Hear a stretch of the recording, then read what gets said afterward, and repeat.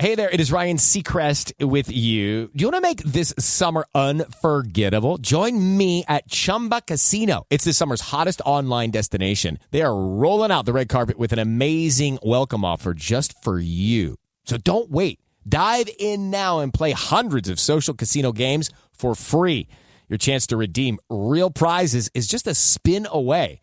Care to join me? Sponsored by Chumba Casino. No purchase necessary. VGW Group. Void where prohibited by law. 18 plus. Terms and conditions apply.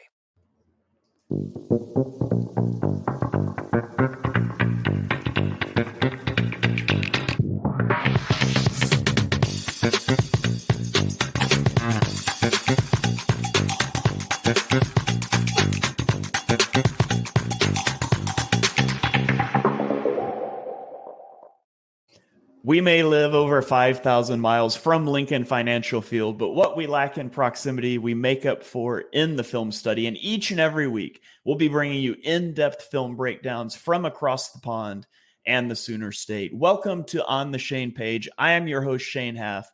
You can follow me on Twitter at Shane Haff NFL, and I am joined by BGN's own film guru, Jonny Page. Give him a follow on Twitter at JohnnyPage9. Jonny, night one of the draft is in the books. I know you were up super early this morning to catch up. All things considered, how are you doing? Yeah, early morning for me. Yeah, I used to start for the draft and then work gets in the way. And I've always tried to find a way around it. But I got up about 13 hours ago. So it happened the same day for me. And the weirdest thing is, Shane, I can't check Twitter.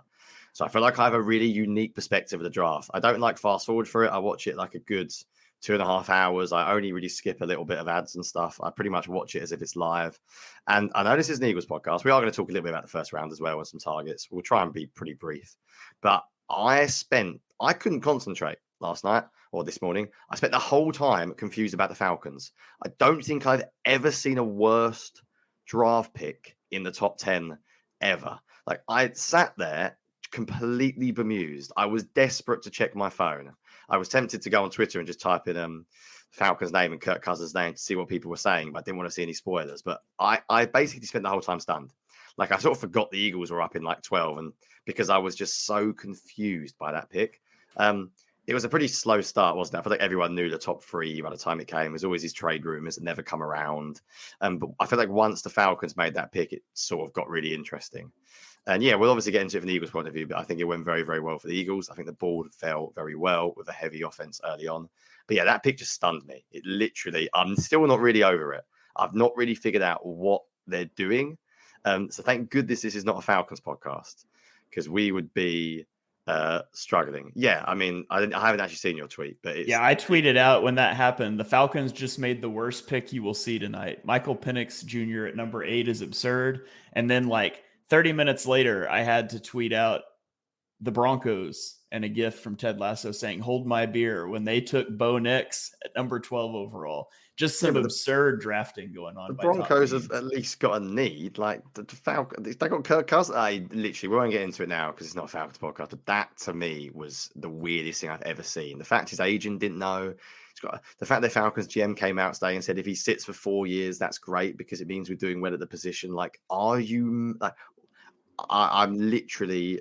I've never understood a pick less. Like, I feel a little bit similar when Jalen Hurts was picked in a second. I couldn't really understand it, but at least it was like a second round pick. So it back up for a second round pick and at least eighth Rome Odunze on the board, like old quarterback. Yeah, I've got no idea. I've literally got no idea. But anyway, where do you want to start, say? Because we spent ages talking off air and didn't even talk about what we're going to do for this quick podcast. So I guess we should start with the Eagles' first round pick, and then we'll do first round in general, and then we'll do some Let's start with a quick review first. So again, 5-star ratings and reviews, very much appreciated. We're up to 23 ratings on Apple Podcasts. And fun fact, they're all 5 stars. And that's the only review. That's the only thing you can submit. Like if you try to submit a 4-star or a 3 or a 2 or a 1, Apple's like, "Are you sure?" I don't think so. And they just discount you entirely. So hit those 5-star reviews. We've got a new one this week from Class Action Suit. Headline, "A great listen," says Shane and Jonny do a great job breaking down the film on the birds each week.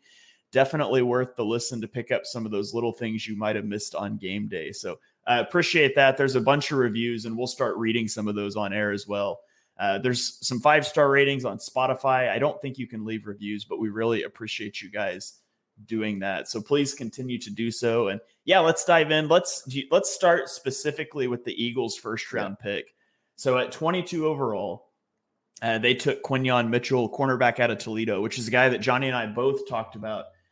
Jonny, he was the number 10 player on my big board. He was my top ranked cornerback, my number 2 defensive player, one spot behind Leatu Latu. And to me, to get Quinyon Mitchell, who again, top 10 player for me, and it happens to fit the biggest position of need that you had in the draft, and you didn't even have to trade up for him. Like, I was so happy. Like, that's an A+ first round for me. I could not have been more thrilled with that selection. What were your thoughts when you finally got there? Yeah, the board was just weird, wasn't it? So I don't put them into a straight up order, so I can't tell you where he was. He probably would have been between like 10 and 14 for me. He was in my tier 1, so I had 2 cornerbacks in my tier 1 only, and I think we may have spoke about the 2 that possibly trading up for, Terrion Arnold and Quinyon Mitchell. So full disclosure, I had Terrion slightly ahead of him. However, that was basically only because of the level of competition. I like the profile of Quinyon Mitchell more, and Terrion being slightly shorter, slightly lighter, slightly poorer testing, and definitely poorer in the 40. I mean, Terrion's 4.51 is a little bit of a concern, whereas Quinyon hit the 4.33. The only thing for me was literally the level of composition. That was like the real big knock I had on him. But I tweeted this out today. I literally put in my Eagles thoughts. I said, obviously, I would love him. And I think his skill set fits Fangio's defense perfectly. And we'll maybe talk about that in a second. But I said, I would be stunned if he's available. And the Eagles probably won't move up for any cornerback in the first. I'd basically, Shane, written it off. When I was looking at cornerbacks of late, I've been ignoring Terrion Arnold and Quinyon Mitchell. I've been talking myself into Cooper DeJean. I've been talking myself into other cornerbacks. I basically just didn't think they would be there. I think the way the board fell was really weird. I think the seriously heavy offensive, but then also like the sort of edge that went, and they just sort of kept dropping. And as you were getting closer to the Eagles pick, you were thinking, this is easy. Like, obviously the quarterbacks going early just pushed them down. I think if you only had 3 or 4 quarterbacks go, they would have gone earlier. And I was just sitting there as the Eagles pick was approaching, like, this is the most obvious first round pick ever. That there was no surprise at all. It was basically going to be Arnold or Quinyon, wasn't it? When it came to it, because it was just such an obvious fit that the Eagles needed. And as you said, they got the best 2 guys available and didn't have to move. So it was really weird. It was almost too nice. So, yeah, should we get into a little bit about him as a player then? Why don't you start us off and I'll sort of add to you afterwards, seeing as I know you really liked him. So, very quick scouting report. I know there's loads of these out there, but how would you summarize his skill set as a player? Yeah, so he's a tremendous athlete, 9.79 relative athletic score. He led FBS in forced incompletions over the last 2 seasons. He only has 1 defensive pass interference in the last 2 years combined, 0 missed games in the last 3 years. So he's durable. He does not get flagged very often. Great playing on the ball. He had PFF's highest coverage grade in man coverage this year and their 4th highest grade in zone. I think he reads out route concepts really well, and he keys off quarterbacks and makes plays at the catch point. He's fast, and it's not just I train for the 40 fast, but he clocked 23.58 miles per hour on the GPS this season. And I think he shows physicality as a tackler, specifically of wide receivers. I don't think he's the best like tackler of running backs at times, but he's got excellent click and close from off coverage. Now, he's not as good a tackler against running backs, but he plays at the boundary, so it's not as big of a deal. I felt like he's really slow to open his hips and turn and run at times. And I think that comes both from his aggressiveness and the fact he knows he's got the makeup speed on MAC receivers. And that's something that maybe is going to have to adjust just a little bit because, you know, it's going to be different going against NFL receivers. You're not going to be able to make up ground on those guys as much. So he'll have to dial that back a little bit. And the last one is he's just really inexperienced in press coverage, but the Eagles pretty much don't run press coverage. So I don't think that really matters at all. But, you know, I love Quinyon Mitchell. I was just blown away by that pick. I don't recall an Eagles first round going as perfectly the way I wanted it to ever. Yeah, it was strange. I've basically got everything the same as you. The only things I'd maybe stress a little bit heavier than you were, I mentioned like the off coverage. I think you did mention the off coverage being his best, but the like really, really loose hips, really fluid. He's not straight line speedy. Like Cooper DeJean, maybe an extremely good athlete, a little bit more straight line speed. He's really, really fluid. If you watch him play like post, deep ins, you can see, for a technical term, he sort of sits in the hip pocket really nicely. I think the problem is, no, not the problem. The great thing about him is, I was going to say, the problem with most cornerbacks is that they either seem to be like elite athletes or really good at playing the ball. You don't get many who do both. So when I saw Quinyon Mitchell, when I saw the 4.33 and I saw the athletic traits, because I didn't watch him till post combine, I expected to see like a physical athletic freak, but his ball skills are the thing. They're the thing that stand out to me more than anything. The way he plays the ball in the air, and I think interception numbers overshadow ball skills. So corners to get a lot of interceptions, everyone always talks about their ball skills, and I get that. But interceptions are a little bit more fluky. Like at the end of the day, if you get an interception, it's probably partly because the quarterback's made a poor throw. Whereas pass breakups is far more reliable as a metric. I think interceptions vary massively year by year, whereas pass breakups often don't. If you are good at getting your hand on the football, you will get a lot of pass breakups. He's really good at the catch point. So to me, he's not just a height, weight, speed prospect, which is what I thought he was going to be. The only knock on him, and I think you've basically mentioned them already, is I mentioned his build is a little slight. And when it comes to bigger running backs, bigger receivers in run defense, they may run him over. His hands in press coverage are a little bit shaky. You mentioned much better in off coverage, better when he can click and close on the ball. I think the one thing that obviously is the elephant in the room is that it's just a level of competition. We didn't get to see him against the very, very best. And apparently at the Senior Bowl, he was outstanding. And obviously, if you listen to the comments last night from Daniel Jeremiah, etc., they said his competitiveness, the way he played against good receivers like Roman Wilson, that's all great. But at the end of the day, we can't hide from the fact that there is a little bit of projection involved. Because if there wasn't, he would almost certainly go higher. Because from an athlete, 6'1" or 6 foot, 195 pounds, 4.3340, like he's got every trait you basically want. So he would not be there in the 20s if he did come from, say, Alabama, where he played against the best receivers on a weekly basis. I really did think he'd go earlier. I think very briefly, we know roughly what Fangio's going to do. We won't go too in depth here, but I think the fact he plays in off coverage, he fits really well. No cornerback knows how to play the style until they get here. So it's always going to be a projection. And I hate it when people say like it's all a zone coverage because half of Fangio's defense ends up like match anyway. So what's the difference? You end up running with receivers. But there's some really good examples on film when I watch him run down the field with post routes. And that's something I really look for in a Fangio defense, because anyone who knows the Fangio style knows that if you're one-on-one on the outside, you may be in whatever you want to call quarters or whatever you want to call it. If it's a 3-by-1, and at the end of the day, you want your best receiver to line up against the one, and your best cornerbacks line up against the best receiver. If you're taking a cornerback in the first round, you hope that in time, after Slay's gone, he will be your number one corner. That will mean you're going to be on man coverage in a lot by yourself, because there's a lot of 3-by-1 sets in the NFL. And we know that teams will often put their best receivers isolated, and they want to take that one-on-one matchup. And a lot of Fangio's defenses, they'll play tricks coverage. Essentially, they'll move the two safeties and the other cornerback to one side of the field. And going back to like Madden, what do you always throw whenever a team plays cover 4 on Madden? You throw the deep post. You run like a Mills concept, or you run something where you run a deep dig, you distract the safety's eyes, and then you throw the post behind them. And there's a couple, and I haven't got the clips now, they'll be in my article next week. I'll make sure I find them in the games I watched.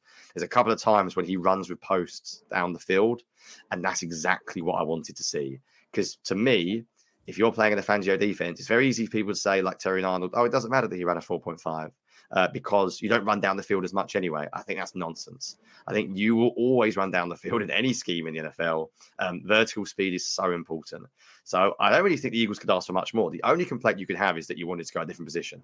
You can't really go a different way at all. Like if you wanted secondary and you wanted a corner, to get Quinyon Mitchell at 22 is, as you said, is almost cheating. And this is not just us saying this, because you look at the consensus big board, you look at what like Daniel Jeremiah had him, consensus big board, Terry Arnold was 12 and Quinyon Mitchell was 11.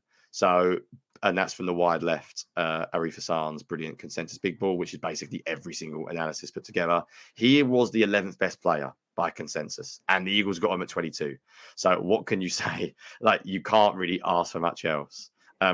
Is there anything else you wanted to touch on with Quinyon before we maybe get into more big picture thoughts, and then briefly touch on day 2 and day 3, which I'm sure we got a lot to talk about there as well, or day 2, I should say.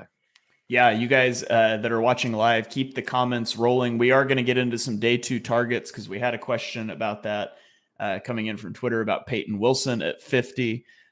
So let's go to a couple quick comments here. Anthony on YouTube says, what an amazing start to the draft. Just need a linebacker in the second. And then his guy at running back in the 5th has been after Dylan Lube all cycle. So we'll see if that comes to fruition on day 3. We've got some other comments about day 2 we'll get to as we go, as you said there. But yeah, Quinyon Mitchell at 22. Such a crazy first round how we got there. The first defensive player didn't come off the board until pick 15. And going into this draft, the latest that the first defensive player ever came off the board was at 8 overall. We almost doubled that. Going into this draft, 6 quarterbacks had only been selected in the first round one time in NFL history, and it was in 1983 when the 6th quarterback off the board was Dan Marino at pick 27, and we did it in 12 picks. And so that's part of what caused these guys to fall down the board. I'm not going to lie, I was panicking that the Eagles were going to take a tackle with Quinyon on the board or Terrion Arnold. I was on the Edge of Philly Sports Draft Show. We were cheering when the Steelers took Troy Fountainu at 20 because we thought that was the guy Howie was going to take.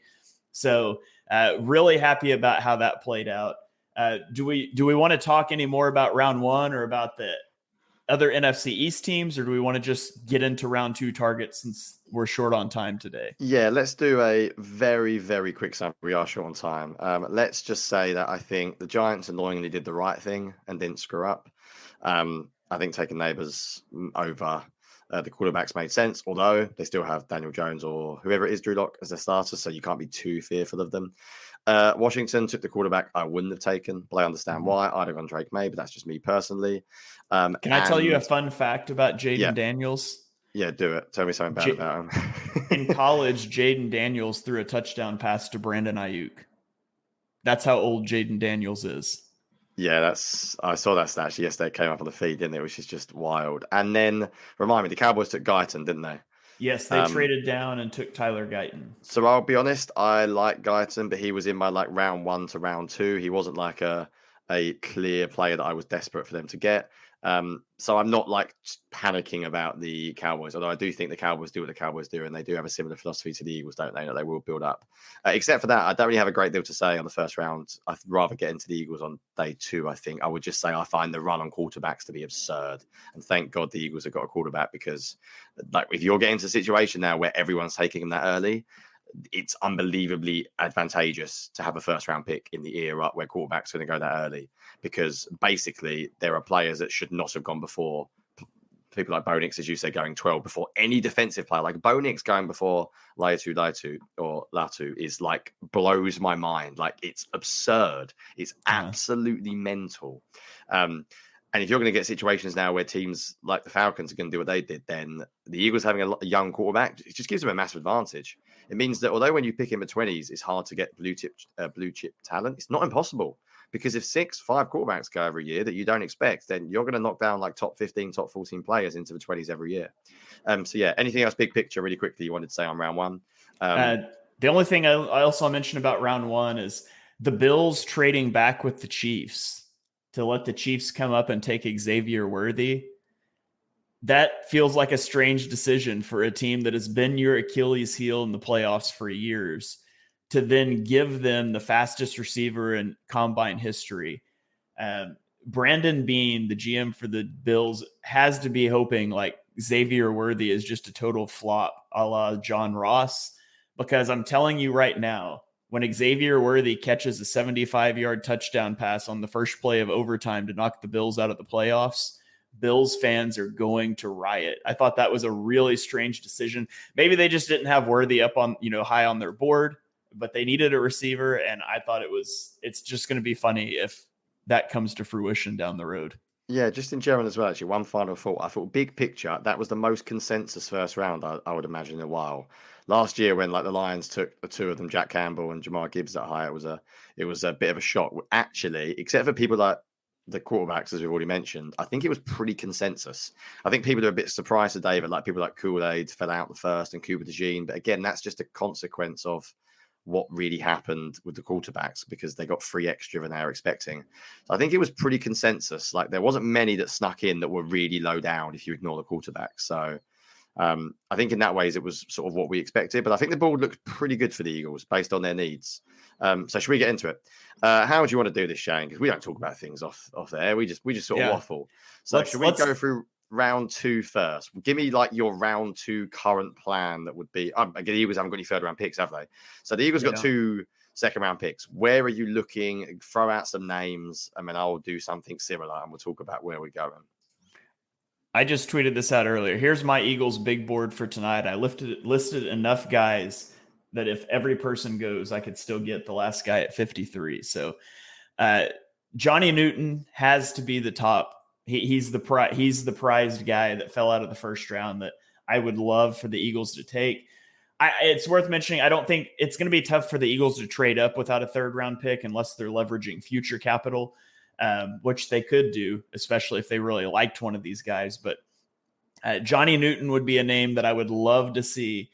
I would still take Cooper DeJean, and I would just play him at safety now. You know, people debated, is he a corner or a safety? Hey, if he's there, I'm taking him, and he's a safety now because I think that would be a great fit. I would still take Tyler Nubin, who is actually a safety.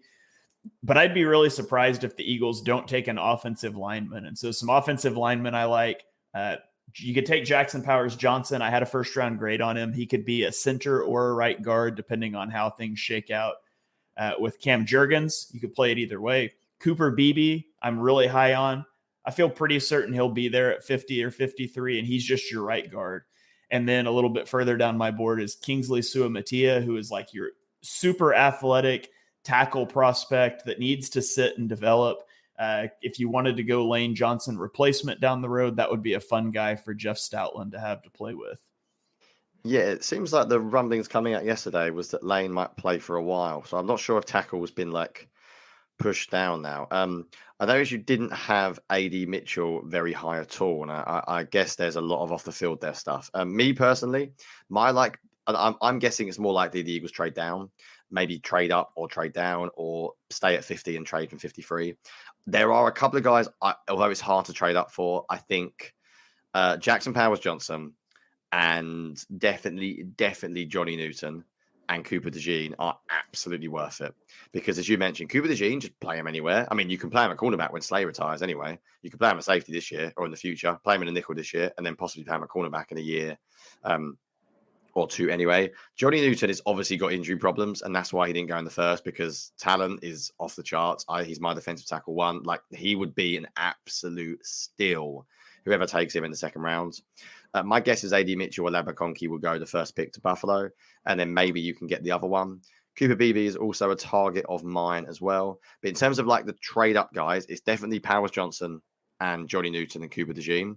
Once I get past those 3, there's no one else that I would say I really want to move up for. There's a few comments coming in. If you want to get to the one from a linebacker, we've definitely got a couple of comments about linebacker, about Edgerrin Cooper, Peyton Wilson. There's a few there. Me personally, just my opinion. So I have Junior Colson first and then Cooper. I'd be very happy with them at 50 or 53. Peyton Wilson, I'm slightly lower on. I'd rather a trade down to get Wilson. But I think there is an extremely good chance that Colson or Cooper are available at 50. So I think if the Eagles wanted to go that route, they would be able to. I think the Eagles are in a pretty good spot. I feel like there's 50 and 53. There'll be players available. It's just whether they decide they need to move down because they're so short on picks. I think Chris Braswell would be a fantastic pick as well at 50 or 53 if he's there. Mm-hmm. Tyler Nubin, if you wanted a safety, I completely agree with you. I would do that as well. So yeah, I can see the Eagles taking a slot cornerback as well, because you brought Avonte Maddox back, but it's a 1-year deal. You have Isaiah Rodgers, which people have speculated about playing in the slot, but he never has, and he's also on a 1-year deal. And you've got some guys that are, I think, project to be really good slot corners in Mike Sanderstill and Max Melton, both of whom should come off the board tonight. Max Melton's probably a little further down the board than Sanderstill. You could probably trade back for him, but those would be some interesting guys to keep an eye on as well. Let's run through a few of these comments and we'll talk some more names. Eagles Eric on Twitter says the Eagles are definitely going to draft an offensive lineman at some point today. I think there's a good possibility of that. Lance on Twitter asks, do you think the Eagles will look to trade for any veterans during the draft? How about a linebacker? Personally, I look at, they have 3 5th-round picks, and I don't expect them to make all of those. And Howie does tend to trade some of those day 3 picks for players at times. So I don't have a name to give you that might be on the move, but I could see them doing something like that more on day 3. What are your thoughts on that, Jonny? Yeah, I mean, maybe. There's no one in mind that like comes as an obvious candidate. I think the safety was the one that maybe they could have considered previously, but I'm not sure now with the way that the board is. I agree with the comment now about trading down. I expect Howie's trade down. I just can't see the Eagles not picking in the 3rd. Like I feel like there's such a big gap between. Have they got? Have they got a? They have a late 3rd pick? If I don't have any, do they? It's 50, 53, and then 120. Yeah, that's and then huge... 161, 171, 172, and something in the 200s. Yeah, that's a massive gap. I expect them to trade down with one of them. Looking at a few of the other comments, Eagles Eric mentions the medical concerns with Jackson Powers, Johnson, Newton. I agree. I think AD Mitchell's got loads of character concerns as well, linked to his medical stuff as well. Shane just now sharing comments that talk about how great his beard looks. I have been told before that it says that my beard gives me a Fitzmagic look. I've been told before I should be Ryan Fitzpatrick for Halloween. So that's a thought. I still say weird. It's worrying that I'm not in charge of these comments. So anyone says anything nice about Shane, you can just post them at will. I was going to post his comment as well. Drop some negative comments about Jonny. I'll throw those up. No, I wouldn't do that to Jonny. But this comment from Anthony, I'll let you talk about here, Jonny. He asks, what about Ringo, Ricks, and Job? Could any of them play nickelback? I don't think so. And I would have to look up their measurables and decide. You muted yourself. I managed to mute myself mid-talking, which is impressive. I meant to change tabs. I was going to look up how tall they are. I think the thing about Fangio defense for the comment is Fangio's defense, the nickel position is such a unique position to learn. It's a really difficult position. And if I'm a young cornerback and I've been trained to play outside, I don't think it's as easy as like, if you're Jim Schwartz, like I'll move into the slot. Just play man coverage on this guy. And all you got to do is, whereas you were playing with outside leverage, now you're playing with inside leverage. You're still one-on-one. I think Fangio's defense is so technical, and I think it's so much about being in the right space at the right time, passing off players, understanding like the players around you. I wouldn't move any of them. Young cornerbacks, I would keep outside. I don't think their measurements fit perfectly. They do have physical like run defense, but we saw what happened last year when Bradbury went into the slot. He didn't look comfortable anywhere, but I personally wouldn't. I would rather draft a specialist to develop for that position. You threw out some of the names already. Max Melton, to me, I think he can play outside, but I think he's the obvious one who can fit there. And there are some other names at quarterback. I think Rakestraw, if you want a really physical player. But I think realistically, after going cornerback round 1, I'd be surprised if they took a nickel specialist number 2. I think they're more likely to do a safety who can play nickel at times rather than draft a second cornerback. And there's another comment coming in about linebacker. Yeah, I wouldn't trade up for a linebacker in this draft. I don't, unless Colson or Cooper go really early. I think I'd sort of take my lumps and hope that one of Colson, Cooper, and maybe Wilson are available. If they were desperate, I think there's too much talent to trade up for any of those 3. And it's a weak linebacker class. It is. But I do think if you get past those 3, you're in a little bit of trouble, unless you look at like Trotter and Wallace and 3 and 4. A few other names I wanted to throw out there. You mentioned offensive line, which I think is very likely. Jackson Powers Johnson is obviously the one. If you want a plug and play starting guard, you've got 2. You've got Cooper Beebe and Christian Haynes. I would absolutely be all on board with those 2 if the Eagles wanted a star. Although, to be honest, the Lane Johnson rumors have sort of pushed me, or not rumors, but comments have pushed me down a little bit. I feel like maybe we're not giving Tyler Steen as much credit as starting. I personally still think the Eagles will do it. My guy would obviously be Jackson Powers, and I would love Cooper Beebe. I just think he just steps right in, right guard, starting day 1. But Christian Haynes is very, very similar. We've gone through a bunch of names then. I do think they will move down as well. Shall we do very quickly, Shane, to finish up, unless there's any other comments that you particularly wanted to get to? Because I've got about 5 or so minutes left. If they move down, let's play hypothetical. If they do move down to round 3, who are the guys that you would be looking at? And obviously, we don't know who they'll take in round 2 in this situation. But if they did say stick at 50 and then move down into the 3rd round, who's maybe some of the names that we haven't mentioned that you would consider? Braylon Trice, edge rusher out of Washington, would be interesting. He's number 44 on my big board, but I feel like consensus on him is quite a bit lower. But I would be really interested in Braylon Trice.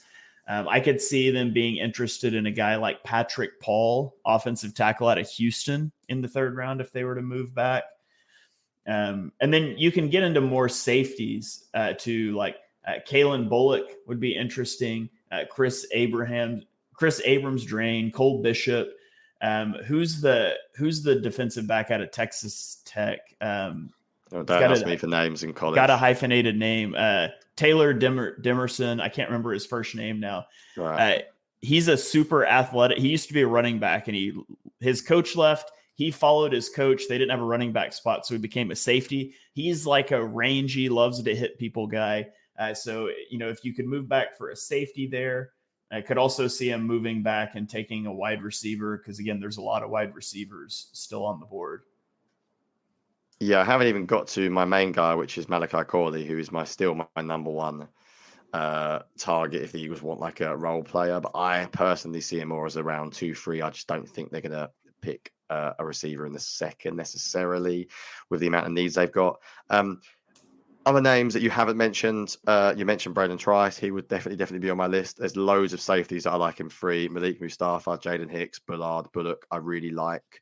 Ben Sinnott is a favorite of mine at tight end if you want a fullback tight end hybrid.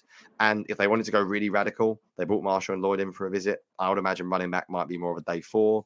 But if they wanted to go explosive, Trey Benson, Jalen Wright, Marshall and Lloyd might be available. I think Jonathan Brooks apparently is going to go to the Cowboys because Jerry Jones has told everyone that he loves him. So I have no idea what Jerry Jones is doing there. If you haven't seen that, Jerry Jones literally came out and said he's very high on our board, and he interviewed brilliantly. So I'm praying today that somebody jumps up and takes Jonathan Brooks before the Cowboys because they obviously want him in round 2. Right, before we finish off, Shane, let's get to the last few comments. A few people have mentioned Quinyon Coleman. You're higher on him than me. I'm not a fan for what the Eagles have already of Quinyon Coleman. This is where it's interesting ranking them for an Eagles player. So if I was ranking them in like straight up dynasty talent, I had Quinyon Coleman as my wide receiver 3, 4, 5, 6, 7. But for the Eagles specifically, I had him as my wide receiver like 11. I would prefer Leggett, Pearsall, Franklin, Lab McConkey, A.D. Mitchell, who knows what's going on there. To be honest, Roman Wilson and Malachi Corley, I see similarly. So I'm not that fussed about Quinyon Coleman. I just don't think he gives the Eagles what they necessarily need. It's not really something different. It's still a similar outside receiver. And to be a little bit technical on the pick as well, I want movement receivers that can play every position. I know Malachi Corley doesn't, but I think A.J. Brown and Devontae Smith move into the slot so much. I want to take a receiver who can move around a bit. However, to be fair, a lot of people do see Quinyon Coleman as a big slot. So maybe I'm being unfair there. And if the Eagles see him as that as well, then I am fine with it. Any other comments, Shane, that you wanted to get to? Quinyon Coleman for you. Coleman is number 31 on my big board. He's like my 6th best player still remaining. I don't really like the fit with the Eagles, though. I think he's just your prototypical X receiver that needs to be used vertically. And the Eagles already have that in A.J. Brown. And they also like Devontae Smith, they like to use vertically too. So I like Quinyon Coleman, the player. I don't like the fit with the Eagles. So I wouldn't be thrilled with that pick from the Eagles, but there's a lot of teams I would like him for. It's just a fit thing for me. Yeah, right. Let's finish up, Shane. So I know I hate doing this. So I'm going to put you on the spot, and you can ask me as well what I'm currently thinking. Right. Everything out, cards on the table. We basically got sort of the first round right to an extent. We both said Cooper DeJean, and I think, funny enough, my wife texted me yesterday saying, "What do you think?" I think she may have had a drink because she doesn't ask me anything ever otherwise, but she was out. And my prediction was we moved up for Terry and Arnold. In the end, we both sort of said right position, wrong player. So if you had to bet, and I'd say if you get the position, then that's still pretty good. Let's say the Eagles take 2 players in rounds 2 to 3, assuming they pick 2. Who are you going for? Position, player? Well, I'm asking you, Shane, so I can think my answer through. So if you have cards on the table, what are you thinking? Go for it. And anyone in the comments still, before we wrap up, please post yours as well. Go for it. Okay. I say, if I have to pick, I would say they walk out of today. Man, this is tough, especially on the spot. I say they walk out of today with a wide receiver and an edge rusher. And names, come on, give the people names. I'll go Braylon Trice and Roman Wilson. Yeah, maybe I shouldn't have asked you because I'm struggling now myself. I just can't help but feel like they're going to go O-line. I feel like the offensive lineman might go before them. I think that's the thing. I think they're too good to drop. Whereas I think I don't know why I think this, everybody, but I think they're going to take a linebacker on day 2. I think they're going to take either Colson or Cooper. My guy would be Colson. I wouldn't be surprised if their guy is Cooper. And I think they might go fully defense. I think they might. It's such a good wide receiver class to pass on, but then I think they might go before them. So I'm basically just giving you loads of options. Let's go with receiver and linebacker. So I might go with let's say a Roman Wilson if he's there, and a junior Colson. But I also think they're going to go guard, defensive tackle, and edge. So there's 5 positions they're going to take in 2 picks, which is one of the problems with doing this. Jonny's like, I think they're going to take an offensive player and a defensive player. Yeah, and someone that can contribute on special teams. I love you blindsiding me with that because I've been podcasting with you for a year, and I know that you hate making predictions. And then just out of left field, 5 minutes after you said you needed to be off the podcast, you're like, so what exact players are they taking tonight? No pressure. I'm a man of the people, Shane. You told me a second ago we've somehow got 800 people watching this for our 3rd live podcast, which has sort of blown my mind. So as a man of the people, I've given maybe if the people want that. If they don't, then please tell me and I'll definitely stop predicting because I would love to never predict anything again. But do you know, although I joke about making predictions, I think final thoughts would be you do realize that the Eagles roster is very star heavy and there is still quite a few needs. Like you realize, and I think every team's like this, the Eagles are not unique, but when you do go through it, you do sort of like see that, yeah, like do they desperately need a receiver? Do you know what? I'm changing my mind. I think they're going to go defense only. I'm going on the Paris Campbell hype. Paris Campbell, Devontae Parker, make do until day 3 and maybe take like a Jacob Cowing or something in round 4. I'm thinking it might be a defensive night. Let's go edge and linebacker. Let's go with a Braylon Trice or an Adissa Isaac and a junior Colson or an Edgerrin Cooper. Final prediction, defense only. Definitely be wrong. Probably offensive line and wide receiver. But I've covered all bases now, so I can't be wrong. The good thing is that at some point in the last 5 minutes, you've literally named every position. So no matter what they pick, we can clip it out and we can play it on Twitter, and everyone's going to be like, that guy's a genius. We need to go watch their show. So brilliant marketing there by you. I was going to say I've named every player, but they'll probably take like Brandon Coleman now. And I was like, oh, great. He's an offensive tackle. So brilliant. Love the comment. Thank you for calling out Shane in particular. I know his ego needs a boost at this time of the year when it's draft season and he knows everything anyway. I'm playing catch up with draft season, guys. This is tough for me. This is a grind draft season. Shane knows way more than me about a bunch of these players. So, right. I have to ask you as we get out of here. Yeah. Did you end up going back and watching the Cedric Gray tape? No, I didn't. Do you know what? This is how bad I was. So I didn't finish work yesterday till gone 7 my time. I had like a 12-hour day. And I wanted to go to bed early as well so I could get up. I forgot to do my first round mock draft. So I got like a few friends of me text me like, how many did you get right? And I went, oh no. So let alone watching tape, I don't think I've done anything NFL related except grind tape, and I basically just hit a wall. Although I will say, film reviews will be coming from Bleeding Green Nation as my final thoughts. I love watching these guys once the Eagles have taken them because I really get in more depth rather than like 2 or 3 games. I will go to town. I am very excited to watch Quinyon Mitchell, and we'll be back next week most definitely where we have done a little bit more film work, and we can definitely go even more in depth on Quinyon Mitchell there because I will come with clips, Twitter threads, hopefully by the time we record. So yeah, any other final thoughts, Shane? I think I will leave it there from me for today. I would just say thank you so much, people that are watching live. It's sort of blown me away, which I've said on the last few podcasts. Maybe I shouldn't be surprised at this point, but I still am. Yeah, absolutely. You guys are awesome. Thank you for tuning in. We wanted to get a round 1 reaction show out due to the time zone differences, and I've got family coming to visit this weekend. We're not going to be able to get a round 2 reaction out for you guys tomorrow. However, we will be back early next week breaking down the whole Eagles draft class, and we'll start to get into film of these players. You know, we've got a lot of the off season. So I do just want to plug a couple quick things to you guys as we get out of here. First of all, I will be live tonight from 7 p.m. Eastern on the Edge of Philly Sports Draft Show. You guys come hang out with us. We're going to be talking about all the players, the selections as they come off the board, just like we did last night. That'll be a good time. If you want to support our podcast, I will have links in the show notes to our Patreon.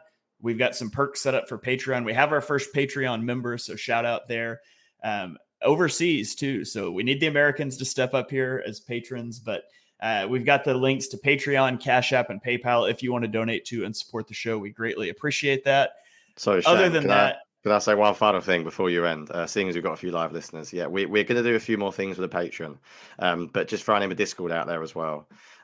Twitter is just, there's so many comments. We obviously try to reply to people, and Twitter's amazing. But if you want a little bit more like conversational chat and want to ask us some questions, especially in the downtime, if you get on the Patreon, we do have a Discord on there, and then you can get more lovely comments from the loyal Shane crowd in the comments. Right, I'll leave you to finish it formally.